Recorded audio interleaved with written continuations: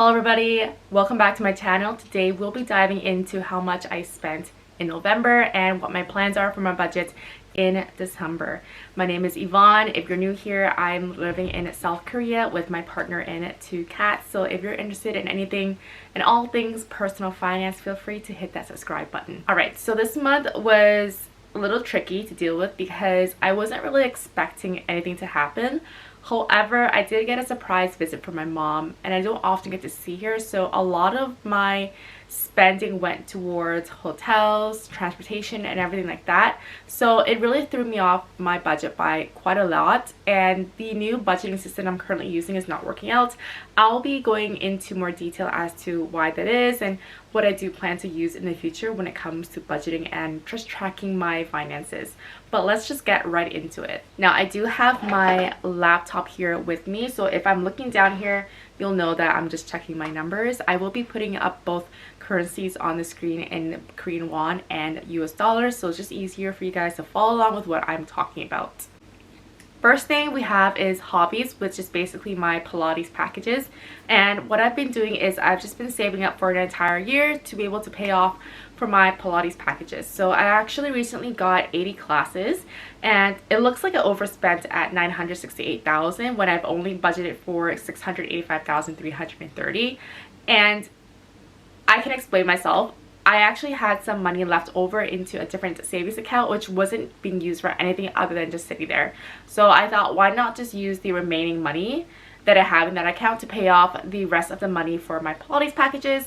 So it just all worked out. I was still within budget because I had the money for it. It was just not reflected in my budget. Gym membership fee, you're probably wondering why this is literally double the amount that I budgeted, and that's just because I paid for both me and my partner. So we inquired and our gym membership fee for 2026 is going to be 665,000 per person. This includes the membership fee, the lockers, and the gym clothes. Now, gym memberships in Korea tend to be very expensive. You get a very premium price tag for it, but with a very mediocre experience. That's just how it is here. You can also have the option to pay for the clothes. So whenever we go to the gym, we don't have to use our own clothes. We can use their clothes, which is actually very convenient.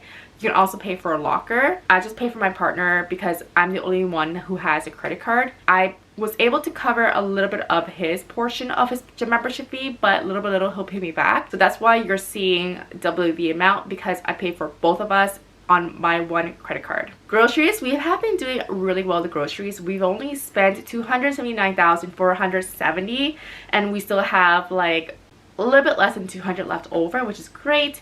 Utilities is 100,840.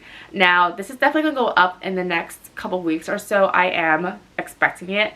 I do want to make a sinking fund for utilities. I'll just talk about the fiasco of my budgeting and my budgeting app later on in this video, but basically I have no sense of what my sinking funds look like anymore. My spending, now this is where things get crazy. Like I told you, my mom was coming to visit me unexpectedly, and so with unexpected plans comes a lot of changing up reservations, cancellations. It really racked up my bill because I had to book for different transportation from the airport to my area here and there, and then there were hotels and a lot of different cancellations and fees everywhere. She's only here from Thursday to Sunday, but oh my gosh, there were just a lot of things because not only did I have to worry about just the accommodations, but also, you know, she wanted to buy some Korean skincare and things like that, so I was able to cover that for her as well.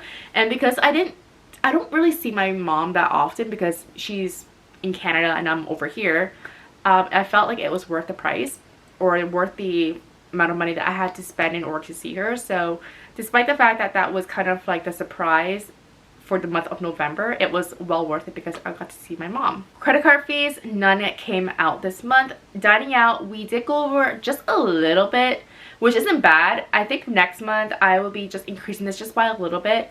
We've been really good. Kevin, my partner, he was off for a business trip for an entire week, so I spent most of that time just eating inside and cooking and just going grocery shopping. Normally we wouldn't be spending this much on groceries, but because I wanted to make a bunch of tomato soup, tomatoes tend to be very expensive here actually, and so that's why my grocery bills are a little bit more higher than what I expected them to be, and also our dining out is also a bit higher. I think also because we did go to a buffet sometime this month because we just wanted to, which is why our dining out is over budget. Next we have savings. This is going to be my house savings. It's a whole different system, but basically if you save X amount of money into this account, you're eligible to be entered into these housing lotteries in Korea. So it's not like abroad where you can just go and if you have the money you can buy an apartment. It's more like if an apartment is in a highly valued location and everybody wants to buy it, instead of saying okay the highest bidder can buy it, they will just put your names into a lottery system, and then if your name gets chosen you have the opportunity to buy it. This is what this account is for. I don't think I'll be needing to use this account anytime soon, but it's there just in case I do need it, and I just need to save maybe like 150,000 more into this account, and then I can just completely stop, because at that point I'll just have reached the maximum threshold that I need to in order to be eligible for these lottery tickets for a house. Lunch this month was only 88,000. I just get lunch from school and I just pay them once a month. Cat supplies was 31,900. I think I just bought for Christmas. I actually spent 41,100 out of the 70,000 that I had budgeted for. I actually bought this literally an hour before I started filming this video. And for education was 50,000 Korean won. This will be the last month that I'll be using this education budget category because I'm no longer taking vocal lessons. Cat medicine is 0, medical 17,000, and then for household supplies was 33,900. I forgot what I spent money on.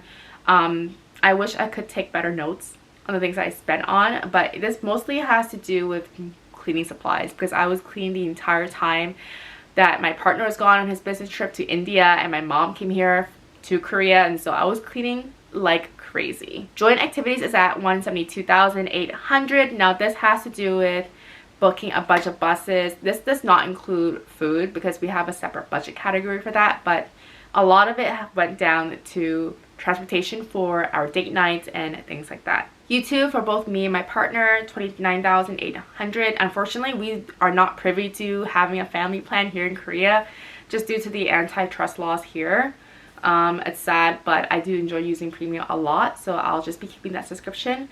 Birthday is at 0. My phone was a little bit over budget. I'm not sure why, but I think moving forward I'll just be sticking to this new number. So if it goes under, it's under. If it goes at this amount, because it never really changes between either 18,900 or 19,060, it never really changes beyond those two numbers anyway, so I'll just stick to this 19,060 as my future budget for my phone.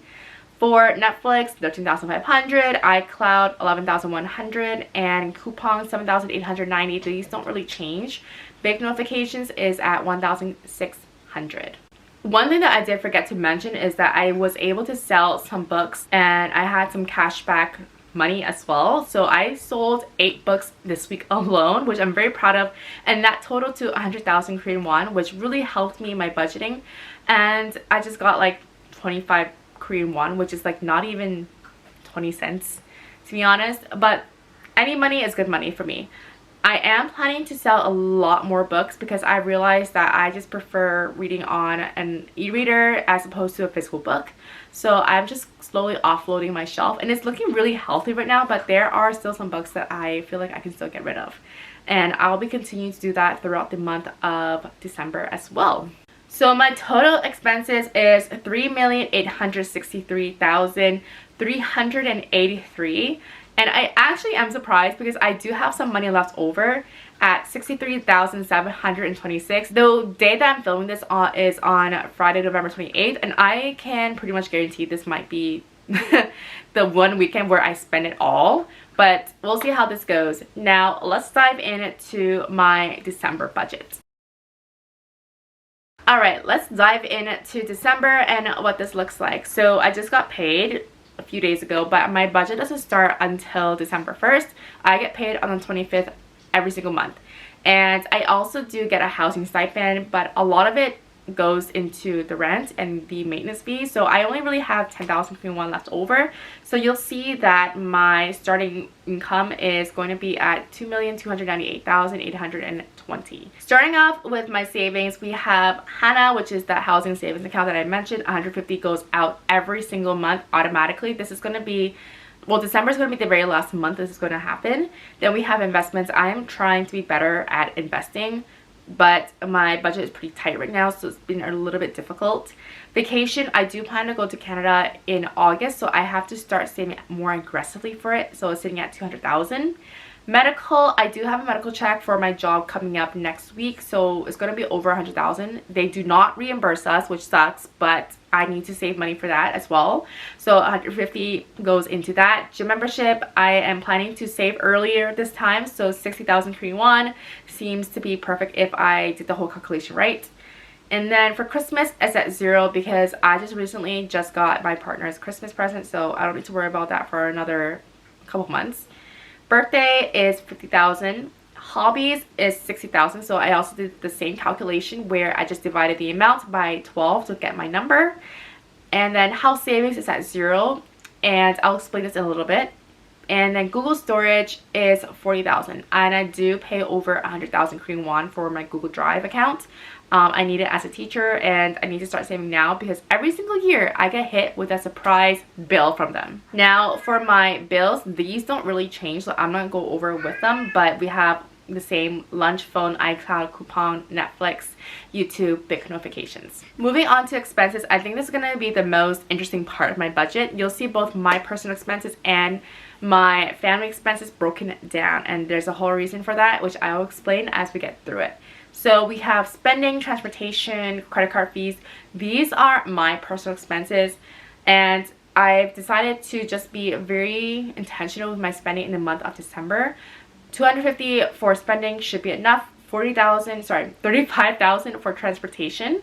And then credit card annual fees is 20,000 because I'm using it as more as a sinking fund. Going into our family expenses, which includes joint activities, utilities, groceries, dining out, household supplies, and the cats. Joint activities is date nights. That is not including dining out. And this is at 50,000 Korean won. We sometimes use this, we sometimes don't. So on some months you'll see this at 0, and some months you'll see us go over. This is pretty much just there in case we do need to use it. Utilities is at 200,000. Now you're probably wondering why it's so high. It's because we started to turn on the heat and it gets really expensive. And I'm trying this new thing where I'm putting it on a certain setting that might save me more money. I have not received our heating bill yet, so I'm anticipating for it to be really high. So 200 seems to be a safe number. Moving on to groceries, 400,000. I was comparing notes between December's budget and November's budget, and because Kevin doesn't have a business trip planned for December, at least not yet, 400 seems to be feasible. Dining out, 230. Again, I mentioned this in my other videos that I've just been having a lot of trouble with finding out the perfect number for dining out, and we did go over budget, but we were under 200,000 Korean won in November. Just to be safe, dining out would get 230,000 Korean won for December in case we do go out for something special for Christmas. And we have household supplies, 20,000 Korean won. And then for the cats, this includes their cat medicine, supplies, and food is at 100,000. I used to have this in a separate, more granular categories, but I just felt too granular. So why not just put it under one thing called cats? So what I have available to budget is only 870 Korean won. I try to follow a zero-based budgeting system where you give every dollar, won, whatever currency, a job, but I try to stick close to that as much as I can, but I don't want to stress about having to fit 870 Korean won into a budgeting category. I'm not currently happy with my setup, and I want to talk a little bit more about like what I've been noticing about my style of budgeting and what I like to do when it comes to tracking my finances, because right now I'm hitting dead ends, I'm hitting wall after wall, and I'm hoping that maybe you guys will have any better suggestions that I could use to better track my finances and just be a better budgeter. So this month I actually canceled my YNAB membership before it renewed in December, and I was trying this app called Bank Salad where it was automating my transactions and it was logging it for me automatically, and I thought it was great until I was refunded a lot of money because I was changing a lot of my reservations for the hotels and buses, and anytime I would get a refund, it wouldn't actually let me do anything with that money. I wouldn't be able to categorize it, and so that money would be floating somewhere in my account, and I would have no way for me to put it back into the category that I wanted. And this is why my budgeting categories was completely messed up, and so I actually had to go back into my budgeting template on Google Sheets and manually enter every single transaction just to get these numbers for you guys. Like, that has been very frustrating because with YNAB, if you do get money, you're able to put them into the respective categories, but for baked salad, you couldn't. Another thing that I noticed was that because things were automated for me, I didn't really feel the connection between the transactions. Now, what I mean is that it felt too passive and that I felt disconnected. Therefore, every time I swiped my card, I didn't initially feel me spending money because I didn't have to open my phone app and manually type in how much money I spent on what category.